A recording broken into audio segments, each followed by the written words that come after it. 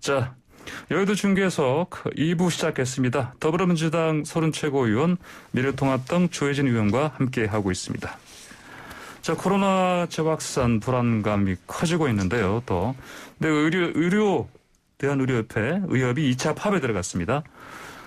좀처럼 정부 합의 좀 찾지 못하는데, 자, 이 상황 어떤 문제가 있다고 보십니까? 그렇죠? 예, 지금 파업하는 부분은 코로나19가 지금 미루고 있는데 안 맞죠. 정말 잘못하고 있는 거라 생각합니다. 예. 근데 이제 쟁점이 의대 정원을 확대하자는 게 정부가 갖고 있는 입장이고, 그래서 공공의대를 설립하자. 그렇게 하면은 지역 간 의료격차가 굉장히 이게 큰데 이것도 해소가 되고, 그리고 이 비인기 전공 인력이 부족합니다. 예. 이런 문제들을 해결하기 위해서는 이 의대 정원을 확대하고 공공의대를 설립해야 된다. 이 입장인데, 지금 우리나라 의사 수가 활동하고 있는 분이 한 10만 명 된다고 그래요. 예. 그런데 이 1000명당 그 의사 수를 보니까요, 우리가 2.4명밖에 안 돼요. 한의사 포함해서. 네네. OECD 주도 국가의 평균이 3.4명인데 우리 2.4명밖에 안 돼요. 예. 굉장히 우리가 적습니다. 이게 한 71%, 70% 수준밖에 안 되는데, 대체로 보면 독일이 4.3명, 뭐 스웨덴 다 우리보다 훨씬 많아요. 예. 그런데 그 조건에 맞추자면은 우리도 의료 정원을 늘려야 되는데 의사분들은 이거 반대죠. 뭐 여러 가지 경제적인 이유가 가장 크다고 생각하는데, 예. 그리고 국민 입장에서는 이 의사 수를 늘려야 되는 것이 당연하죠. 그래서 지금 파업을 하지만은 그 파업에 대해서 국민들이 보는 시각은 대단히 안 좋죠.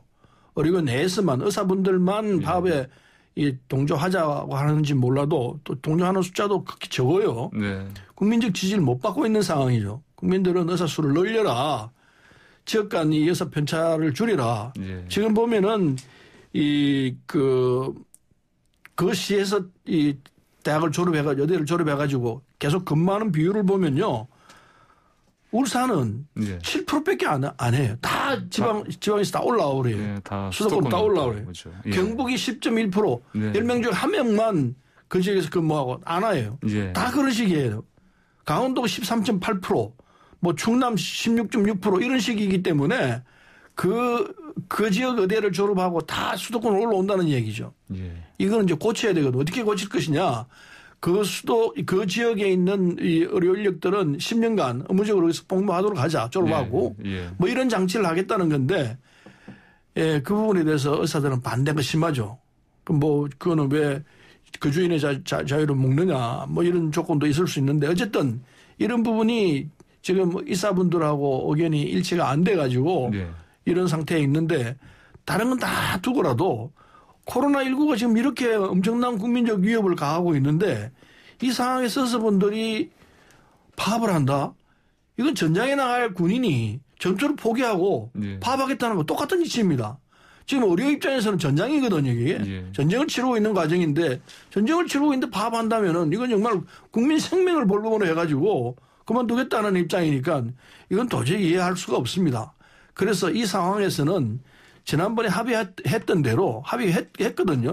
정부하고 의사분들하고 합의를 했던 건데 그 합의했던 대로 일단 정전을 하고 정지하고 코로나19가 정리될 때까지는 뭔지 정리될지 모르지만 정리될 때까지는 파업을 중지해라. 그리고 그 뒤에 정리가 되고 난 뒤에 논의를 계속하자. 이 의견이 좀 맞다고 생각합니다. 합의한 대로 가야 하는데 그 전공의 쪽에서 틀어가지고 안 된 셈이죠. 다시 논의를 해야 할 거라 생각합니다. 네. 서른님께서는 적어도 코로나19 상황이 잠잠해질 때까지는 파업을 중단을 하고 그때 이후에 논의를 다시 하는 게 맞겠다 이런 말씀하셨습니다. 조 의원께서는 어떻게 보십니까? 의사 숫자가 부족한가에 대해서는 그 논의의 여지가 있다고 보여집니다. 설령 이제 부족하다고 하더라도 늘리면 그럼 해결이 되느냐. 그거는 또 다른 문제라고 봐요. 지금 문제는 그 의사 수 부족보다도 이 미스매치 문제라고 생각이 들거든요. 좀 전에 의원님 말씀하신 것처럼 정말 의료 서비스가 절실한 지방에는 거의 초토화 비슷하고 산부인과도 없고 소아과도 없는 시군이 많으니까. 그렇습니다. 그래서 수도권을 다 몰리는 그 지역적인 미스매치. 그다음에 분과도 그 보장성 분과하고 비보장성 분과하고 완전히 또 이렇게 너무 불균형되는 거. 이런 미스매치가 더 기본적인 문제이기 때문에 이 문제에 대한 해법을 내놔야 되고 그게 해결이 안 되는 상황에서는 인원을 늘려도 결국 또 지방은 부족하고 또 보장성과 비보장성 부분의 불균형은 또 해결이 안 되고 그런 그 서비스 불균형이 있기 때문에 이 문제에 대한 해법을 내놓는 게 저는 근본이라고 보여지고 그리고 장기적으로 봐서 공공의료 인력 필요하고 또 의사 정원 늘리는 게 필요하다고 하더라도 저는 이해가 안 되는 게 그게 어제 오늘의 일이 아닌데 왜 이 시점에 의사들은 사실 뭐 군인도 아니고 뭐 소방관도 아니고 군인과 소방관은 공무원이니까 정부가 명령할 수 있지만 이분들은 사인이거든요. 자기 돈으로 공부해서 자기 돈으로 이제 일하는 자기 이제 그 개인으로 일하는 분들인데 지금 국가를 위해서 지금 공적으로 헌신해서 봉사하는 분들이지 정부의 명령에 따라서 법적인 의무가 있어서 지금 봉사하는 분들이 아니거든요. 그거를 저는 군인이나 소방관들하고 대통령께서 비교하신 거 보고 저는 이거는 진짜 이 의사분들이 의료진이 개인적 그 희생신으로 지금 일을 하고 있다는 걸 망각하신 거 아닌가. 정부가 그냥 지시하고 명령에 따라서 움직이는 그런 공조직처럼 생각하시는 거 아닌가. 그런 정말 좀 놀랐어요. 그 말씀하시는 거 보고서. 오히려 더 고맙다. 또 더 이제 격려하고 더 노력해달라. 그러면서 이런 전장에 나가 있는 말하자면 의용군이나 마찬가지인데 이분들은 의용군들이 자발적으로 전선에 나가서 하는 의용군들이나 마찬가지인데 이분들 뒤에서 속된 말 뒤에서 총 쏘는 거나 마찬가지 아닙니까? 그러면 어떻게 전쟁을 치르겠습니까? 오히려 대통령과 정부는 더 이분들이 참 의무 없이 나와서 이렇게 봉사하는데 어려움은 없을까? 도와줄 일이 없을까? 이걸 고민해야 되는데 이분들이 가장 민감하게 생각하는 일이 이 시기에 뻥 터뜨려 버리니까 이거는 뭐 어떻게 하자는 건지 모르겠어요. 잠깐만요. 이게 수정할 부분이 하나 있는데 원점에서 논의해야 수정할 부분이 있는데 의료법 59조에 보면은요. 의료법 59조에는 업무 개시 명령을 내리도록 돼 있습니다. 이거 이제 모르고 계시는 것 같은데 이렇게 돼 있습니다. 보건의료 정책을 위해 필요하거나 국민보건에 중대한 위해가 발생 또는 발생할 우려가 있다고 판단할 때 정부와 지방자치단체가 의료기관이나 의료인에게 내릴 수 있는 게 업무 개시 명령입니다. 그럼 병원을 열어라면 열어야 합니다. 이게 업무 개시 명령이 의료법에 딱 돼 있습니다. 그런데 지금 조혜전 의원이 이 부분을 정확히 잘 모르시는 것 같은데 그렇기 때문에 행정당국이 병원을 열어야 합니다. 이러면 열어야 됩니다. 법에 그렇게 돼 있습니다. 의료법에 돼 있기 때문에 지금 정부가 코로나 이 상황에서 당연히 이 의료개시 죄송합니다. 업무 개시 명령을 내리도록 돼 있죠. 내려놨습니다. 그런데 파업을 하게 되면은 이건 안 되는 거죠. 안 되는데 지금 하고 있습니다. 그런데 아까 조혜진 의원이 말씀하신데 지금 정부가 갖고 있는 기본 입장은 2022년부터 해가지고 해마다 400명씩 의료인을 늘려나갑니다. 의사수를. 그래가지고 10년간 4,000명을 늘립니다. 4,000명을 늘려가지고 그 가운데 3,000명은 지역의사 특별전형으로 선발해가지고 10년간 특정 지역에서만 복무하도록 이렇게 장치를 해놓고 있습니다. 그러니까 지역 불균형 문제를 극복하겠다는 장치입니다. 근데 이게 되면은 아까 제가 설명했듯이 울산 같은 경우는 7%만 남아있고 나머지 다 93%는 다 수도권 올라오는 이 현상을 막을 수 있는 장치가 되는 셈이죠.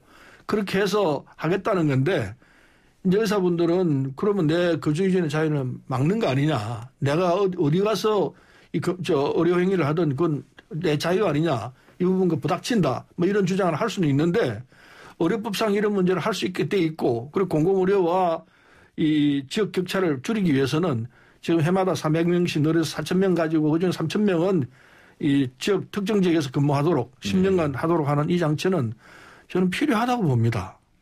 왜냐하면 의사들을 이렇게 맡겨놓으면 이런 현상이 일어나기 때문에 이런 장치를 새로 도입해서 의사 숫자도 늘리고 지역 격차도 해소하고 이렇게 해야 되는데 의사들이 반발하는 거는 이해는 갑니다. 충분히 이해는 가지만은 그러나 집단 이기주의 아닌가. 이 국민들이 이걸 좋게 생각하겠느냐. 그 시각에서 의사들의 자제가 좀 필요한 거 아닌가 생각합니다. 이 업무 개시 명령이라는 걸 제가 몰라서 그런 게 아니고 우리 헌법이나 법률에 그 사적인 업무라도 공공적 성격을 가진 경우에는 그 비상시에는 정부가 지시하고 명령할 수 있도록 그건 기본이 다 되어 있습니다. 의료 업무뿐만 아니라 뭐 철도라든가 뭐 기타 여러 가지 공적인 업무는 다 그 적용되게 돼 있는 것이기 때문에 이제 그런 것이고 10년 동안 근무한다고 그러지만 저는 저 지방 출신으로서 지방의 현실을 보면 10년이라는 게 별로 의미가 없는 게 10년 지나면 다 서울 올라가고 그리고 또 그 과도 또 특정 저 지방에 또 서민들에게 필요한 그런 의료 서비스가 아닌 다른 쪽으로 또 쏠리게 돼 있습니다. 그래서 그게 근본적인 대책이 아니라는 점에서 지금 내용 자체도 문제가 있고 그다음에 지금 파업하고 있는 전공의들은 사실 이게 해당 안 합니다. 의원님도 말씀하셨지만 이 지금 공공의료 의사 정원은 2024년부터 시작해가지고 해마다 400명씩 하는 거기 때문에 지금 전공의들이 거기 들어갈 일도 없고 아무 직접적 이 제도하고 자체는 관계가 없는데 의료 체계에 큰 변화를 가져오는 일인데 당사자들하고 전혀 협의를 안 하고 일방적으로 밀어붙였다는데 이제 이분들이 그걸 이제 분노하는 거죠. 예를 들면 택시 같은 경우는 카카오 택시 이런 데 도입할 때 정부하고 여당이 당사자들이라고 해서 그 다른 일반 택시 업계들하고 다 협의했지 않습니까? 해가지고 결국은 못하게 막았지 않습니까? 그래 새로운 혁신이라고 정부가 카카오 택시 같은 이런 이제 새로운 업종을 혁신이라고 이야기했지만 그걸 도입하면은 이제 피해를 입는 계층이 있기 때문에 그 피해 입는 계층들하고 협의를 해가지고 결국 못하게 막았거든요. 그래 놓고 이거는 또 당사자들하고 전혀 협의 안 하고 일방적으로 밀어붙이니까 의료계가 반발할 수밖에 없는 것이고 그런 측면에서 지금이라도 대통령께서는 오히려 정부나 대통령은 이 안을 빨리 철회를 하고 코로나 방역 사태가 종식되고 난 뒤에 원점에서 정말 지방에 필요한 또 서민계층에 필요한 서비스가 뭐고 그 공공의료 인력을 확보하기 위한 제대로 된 방법이 뭔가를 다시 의논하고 그럴 때 또 의료계하고 또 협의하고 그렇게 하는 게 좀 빨리 이 사태를 진정시키는 길이라고 봅니다. 네, 조 의원께서는 일단 이 정부 대책의 옳고 그름을 떠나서 일단 이걸 들고 나온 시점 자체가 옳지 않다 그런 말씀이시고요. 이해가 안 돼. 왜 이 시점에서 그러는지. 근데 타다 이 경우에 택시 기사들은 서민층입니다. 생활 최전선에 있는 분들이고 의사분들은 고소득자거든요. 같이 비교하는 것은 맞지 않다 생각하고요. 어쨌든 이 문제는 국민적 합의를 이끌어내야 할 부분이라 생각합니다. 국민들이 어떻게 보느냐. 그게 굉장히 중요합니다. 그런데 불행히도 국민들은 이 옳지 않다. 지금 우리 파업을 하는 것은 맞지 않다. 이게 대부분입니다. 그 점을 이해를 하셔야 될 것 같고 그 점을 의사 선생님들이 이해를 하셔야 된다고 생각합니다. 타이밍이 안 맞습니다. 지금 코로나하고 이렇게 전쟁을 하고 있는데 이 상황에서 의사분들이 우리 손 놓겠다 그러면 국민들 다 죽으라는 얘기하고 뭐가 다릅니까? 이건 정말 지금은 그럴 때가 아니라 생각합니다. 지금은 좋다. 그러면 우리가 이런 어려움도 있고 우리가 억울한 점도 있고 우리가 분노가 차지만은 그러나 국민 생명은 우리가 지켜야 된다. 이 끝내놓고 하자. 이렇게 나가야 국민 박수를 칠 거 아니겠습니까? 왜 이렇게 타이밍을 정하는지 이거는 의료계 지도부의 바보 같은 판단이 있다고 생각합니다. 이건 할 때가 아니에요. 지금은 하지 말고 지금은 중지하자. 그러고 가야 되는 하러 가는 이 의료진의 지휘부는 도대체 뭐 하는 사람들입니까? 타이밍으로 봤을 때 서론님께서는 지금 파업의 타이밍이 아니다. 조혜진 의원께서는 정부가 대책을 내놓을 타이밍이 아니다. 이렇게 결론 짓고. 그 부분은 정부의 무린 제공을 한 열심히 지금 희생하고 봉사하고 있는 의료진에 대해서 총을 갈긴 정부에게 할 이야기라고 봅니다. 정부가야말로 우리가 이 제도를 많이 고민해 왔지만은 이 시점에서는 이걸 진짜 편지풍파를 만들어서 의료체 봉사 바이러스 방역 체계를 무너뜨리면 안 되니까 이거는 다음에 이야기하겠다. 그러니까 저 원점에서 다시 논의할 테니까 처리할 테니까 이제 신경 쓰지 말고 하던 대로 방역에 열심히 좀 해달라. 이 정부가 해야 될 이야기입니다. 그럼 미래통합당은 지금 의사들이 파업하고 있는 걸 계속 하라는 취지입니까? 그건 아니죠. 그거 아니면은. 그 파업하게 만든 정부가 빨리 그걸 거둬야 되는. 아니 이게 어제 오늘의 문제가 아닙니다.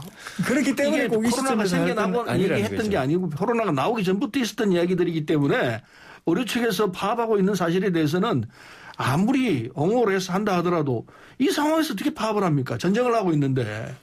코로나와의 전쟁을 하고 있는데 전쟁의 제1선에 있는 의사 선생님들이 내 전쟁에서 못 나가겠다 한다면 이거 어떻게 하라는 겁니까? 그건 말이 안 되는 소리죠. 어떤 경우가 있다 하더라도 지금 상황에서 파업한다는 건 맞지 않아요. 그러니까 어떤 경우가 있더라도 정부가 지금 상황에서 저 의사들을 뒤에서 총질하는 조치를 하면 안 되는 거죠. 의사들을 어떻게 총질을 하는 겁니까? 예. 파업하지 말라는 건데. 자, 오늘 여의도 중계석에서 나눌 또 의제가 몇 개 더 남아 있습니다만 워낙에 뜨거운 이슈라서 벌써 시간이 다 지나갔습니다. 오늘 두 분 말씀 여기까지 듣겠습니다. 감사합니다. 예, 고맙습니다. 네, 고맙습니다. 지금까지 서른 더불어민주당 최고위원 조혜진 미래통합당 위원이었습니다.